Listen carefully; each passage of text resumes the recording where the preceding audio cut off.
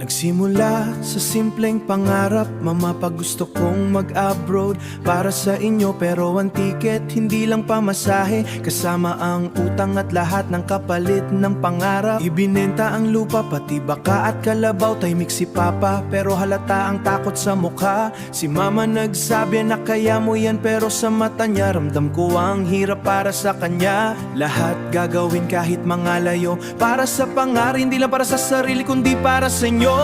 Para makaahon sa kahirapan, kahit ako'y mapalayo sa tahanan. Ibenta man lahat kahit wala nang matiras, na balang araw giginhawa rin ang buhay nila.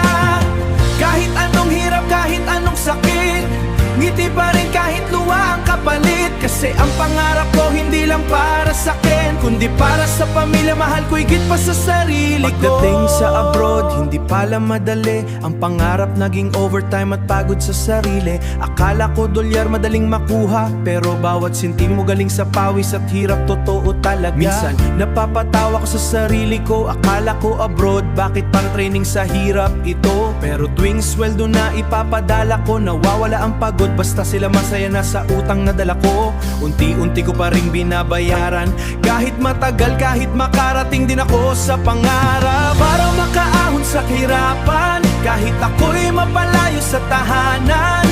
Ibenta man lahat kahit wala nang matiras, na balang araw giginhawa rin ang buhay nila.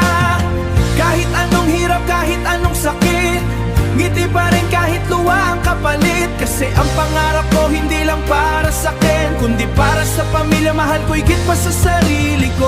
Kung madapa man ako sa daan, hindi ako hihinto, hindi ako susuko sa laban. Dahil may dahilan akong napakatibay, pamilya ko sila ang lakas ko at inspirasyon ko tunay. Para makaahon sa kahirapan, kahit ako'y mapalayo sa tahanan. Ibenta man lahat kahit wala nang matiras, na balang araw giginhawa rin ang buhay nila. Kahit anong hirap, kahit anong sakit, ngiti pa rin kahit luwa ang kapalit. Kasi ang pangarap ko hindi lang para sa akin, kundi para sa pamilya, mahal ko higit pa sa sarili ko.